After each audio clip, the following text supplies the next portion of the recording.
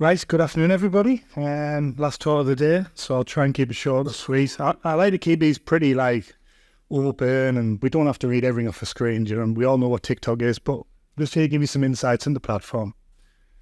So, just who we are. So we work with national, international brands. From 11 degrees in fashion, e-commerce to hotel groups, to Newcastle United, which I'm over the moon about.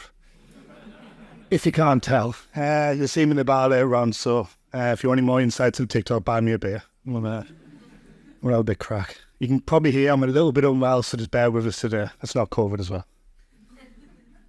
Okay, so we are TikTok Enterprise Partners. What that basically means is we spend a lot of money with them. We get access to free account managers, so we speak with a technical guy and 2 account managers who are absolutely brilliant. Nothing against Meta, but they have seen us do these TikTok talks, and now they're all over us again. So you've kind of got to play the platforms off against each other a little bit. Meta is still an incredibly strong platform, and we still use it a lot. But TikTok has been, a little bit game-changing for us, which we'll touch on this as we're going through. So again, just who we are. The good thing about TikTok is you can actually get in touch with them. You can text them, WhatsApp. You can actually have a conversation, which is brilliant. So opportunities for brands on TikTok are endless, and marketers are starting to take notice. According to a survey of marketers, 72% of brands are planning to increase their marketing spend on the platform. Time is of the essence. It's kind of the point of this talk today. If you don't want to start a paid strategy, just start on the platform. You'll see as we're going through this why it's important. It's similar to TV. It's similar to an entertainment platform. Just get going on it. There's probably a lot of people in this room going, but what the hell do I do? What does a TikTok look like for my business? We might have B2B businesses in here. Just get going. Whatever it may be, just start to populate your feeds. So TikTok downloads. It's been downloaded 3.5 billion times worldwide. Made it the 5th app to accomplish this and the first non-Meta-owned app, which is great because we get a bit of diversity on the platforms. TikTok doesn't really like being referred to as social now. It's more entertainment. I think it's probably going to go more longer format as you're going through, as the platform develops. I think they'll probably switch their feed to more shorter stuff and longer stuff. I don't know if anybody else in the room starting to watch movies on TikTok and about 10 TikToks. I don't know if it's crazy, I've seen about 20 films with just short little bits of it, and I think I've watched them, but I haven't. I'll touch on the amount of time to spend on as well, and I'll get other people's reactions. We all know it grew during the pandemic, and everyone always says, well, it's just kids on there. What happened was the kids went on, and then the parents went on to watch what the kids were doing. So you have a lot of people who actually go on the platform, but don't post just for you, a bit like myself. I did a TikTok. I'm 33 for reference. I'm the oldest in my office, our team of 30. It's hard. I went on holiday. I did what I thought was a great TikTok. I was brilliant. Came out in the office. It's just hell for weeks, just not cool. I'm not this, I'm not that, but never mind. I made decisions, sorry. TikTok, careful, has over 1 billion monthly active users. For reference, Facebook has 2.9 billion.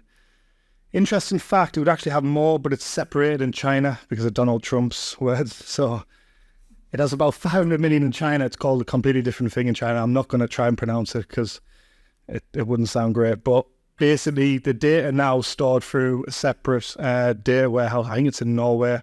And 3 out of 5 board members for the world now are actually Americans. So they kind of did step up and listen. So it's completely separate platform now, the Chinese. So this is actually from the account manager at TikTok. Basically, Mark's saying that TikTok is not a social app because a primary role isn't social. It's to entertain. It's to sit there for hours on end while your partner's trying to talk to you and watch mind-numbing video after mind-numbing video. I don't know if it happens to you, but I sit at 9 o'clock and my girlfriend says I'm going to bed to get a shower because she normally takes an hour to get ready for bed. So I'm like, great, by the time I get up there, she's sat in the bed on TikTok. I don't know if anyone else is the same, but I'm doing the same downstairs, and you lose track of time. So yeah, basically what Mark's saying here is, look, it's entertainment. Remember that when you're doing stuff. Like, It doesn't need to be business focused. It's a bit like the priming effect of TV has on meta funnels. So I'll touch on that a little bit later. So here's kind of the headline stats from the platform. 30 million active users in the UK. That's gone up 2 million in about, I think it's 2 quarters now. So it's rapidly grown. This is a big one. I kind of ran out their head office when they told me this one and rang every e-commerce client I had. Now, this isn't strictly true. It is and it isn't. What it basically means is it was a third-party sweep done on the users on the platform. And what they're basically saying is 12 million of their users do not access another platform on a regular basis. So they predominantly access TikTok. I mean, that's unbelievable, isn't it? 12 million people sitting there, a new audience to drive the business forward in the next generation. Right, who spends more a day than 90 minutes on the platform? Mate, I'm terrible. It's actually just overtook Netflix on viewing time a day. So it's gone up. This is I think this is about 3 months old. It's gone past 111 minutes now a day. So more people are watching this than Netflix. That goes to show you the power of the platform. And 83% of TikTok users say that the platform played a role in their purchase decisions. Who's bought a TikTok shop? Yeah, again, the stuff arrives at my door daily, just rubbish. It's either Amazon or TikTok, just rubbish sort of things. And it tends to be under £50 purchase value that sits really well with the platform. You can get, which we'll touch on later, bigger purchases from it. But how we tend to do it is we tend to use this as a priming effect on the bigger purchases. Top of funnel, shift it to the platforms. And it has the same priming effect as TV has on other platforms as well. So that's how you kind of got to see it. It is getting better and better. Again, we'll touch on this, but it is moving so quickly. And 1 in 2 of all TikTokers discover new products from brands while they're on the app. Again, I don't think that's any surprise. It falls brilliantly into your feed. You know, we've all seen, well, I hope you've seen the adverts pop up, but they don't feel like adverts. It feels right. Whereas Meta still has it's an ad. You can see it's clearly an ad. You know, you've been retargeted from a holiday or an e-commerce platform. Okay, so TikTok user demographic and stats. So even though TikTok is thriving, there's still brands question whether they use the platform or not. I've recently had some big talks with some national brands who you'd think, and global brands who would be like, well, what do we do? They're very, very nervous on the platform. I don't see why, especially now that's separated from China. That was one of the big reasons. But the reason they're nervous is they don't want to seem kiddie. They don't want to seem, too fun. Your business is full of people with stories and personalities and products, and that's all you have to play on. You don't have to be childish about it. You just have to have a little bit of a laugh. So yeah, we'll go through some of the demographics here. So the largest proportion, 47 of their TikTok users are under 30. So that's no surprise. But 25 and over is the fastest growing demographic. So it is growing quickly. Again, I have it. I haven't posted since that video, I don't think. I should really. Yeah, even I find it difficult sometimes. What do you post? What does it look like? Social media platforms' appeal for a young audience has overtaken Instagram in terms of popularity under Gen Z users, which I don't think is any surprise. TikTok users by gender, we do have a higher percentage of female, 43% male, and the creators tends to be female as well. So the algorithm, I've asked everybody at TikTok what this is, and none of them actually know. They just tell me they don't know anyway, but the TikTok algorithm is a recommendation system that determines which video will appear on your page. So you've got your For You page. No two users will see the same. And I think what you'll see in your page is you've got a video that's got 1 million views, or you got one that's got 1 view. And you get these videos that pop up and you're like, where the hell's this come from? It's a little bit more fluid compared to like your Meta feeds. It doesn't necessarily mean that if you've got loads of followers, it'll definitely appear in your feed. So it does give brands a chance to actually grow on there, which is great. And over time, it will change based on your viewing preferences. I don't know if anybody's noticed, but if you do watch videos for like, I do it myself, if I know, something like sport, it'll stay in your feeds for about 2 or 3 days, and then something else will start to creep in after that. I notice it's about 48 hours is kind of their sweet spot for the same type of video that comes in your feed. And I fall trapped to it every time. So, user interactions. So the TikTok algorithm bases recommendations on user interactions. Again, what we just touched on. What kind of interaction do they look like? So which accounts you didn't follow, it plays a part, but it's not the full, doesn't determine the full feed for you. Creators you've hidden, comments you've posted, videos you've liked, videos you've added your favorites, which I do a lot. I've got thousands of videos of my favorites. I put them, I take them home, show my girlfriend, she doesn't find it funny. Longer videos you watch, all the way at the end, the completion rate, which is what I'm talking about, the platform being more entertainment. It's moving down that route. When I was talking about watching the movies, I'm just getting loads of that stuff in my feed now because I am watching these movies. I'm probably sitting there for 15 minutes. That's a hell of an amount of time to be spent on a mobile app. Interests you've expressed by interacting with organic and paid ads. So video information, kind of what are you looking for? So the key things are your captions, your sounds, your hashtags, your effects, your trending topics. Like we all know writing a good caption, we all know creating a good sound. So using the sounds from the platform is best. When we first start working with TikTok, we were shooting in 4K or 5K for a big production piece, and then we were re-editing it back. Well, that's not even a word, but we were editing it back to TikTok standard, which was wrong. We should be filming through the platform, putting their audio on, their captions, and they don't say what they do. They do and they don't. They're not allowed to say, but they want you to film through that. It's better for the platform.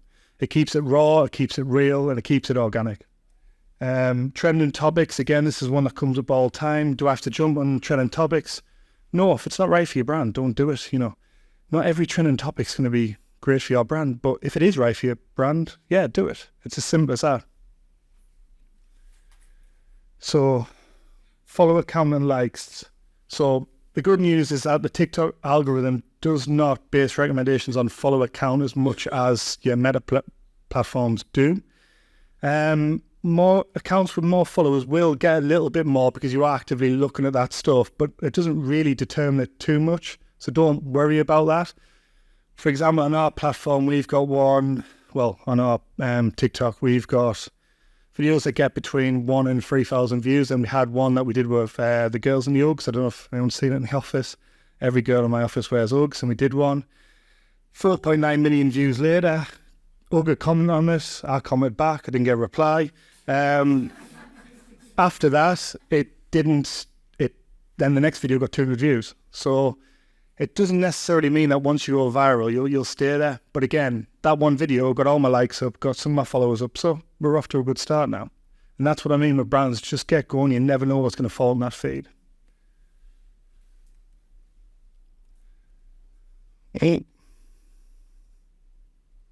So switching to a pro account has benefits and weaknesses.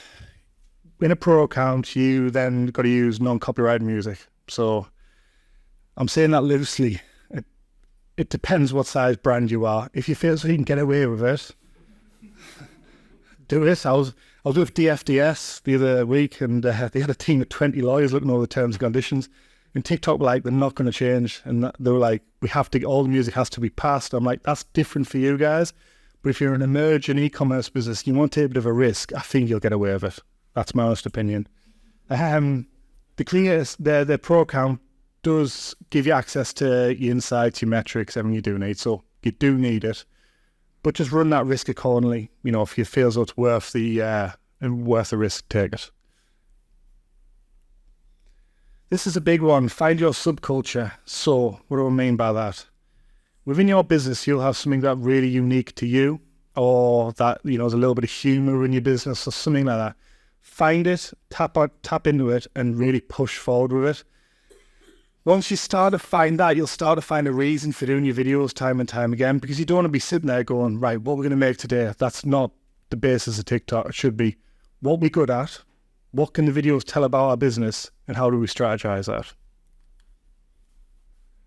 Maximize the first moments. This is the same as every other social media platform.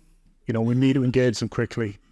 TikTok does give you that little bit of leeway on stuff. People can watch it for a little bit longer. So as long as you entertain them in the first couple, 30 seconds, you've got them ready. Write an engaging caption. Again, I don't need to tell you guys, it's simple stuff. Write that caption and put a good tagline at the beginning of your video. Create high quality videos. So this sounds a little bit backwards because I've told you to keep it all raw and real. What I mean is still film it in a way that's applicable for your business. So don't do production level videos.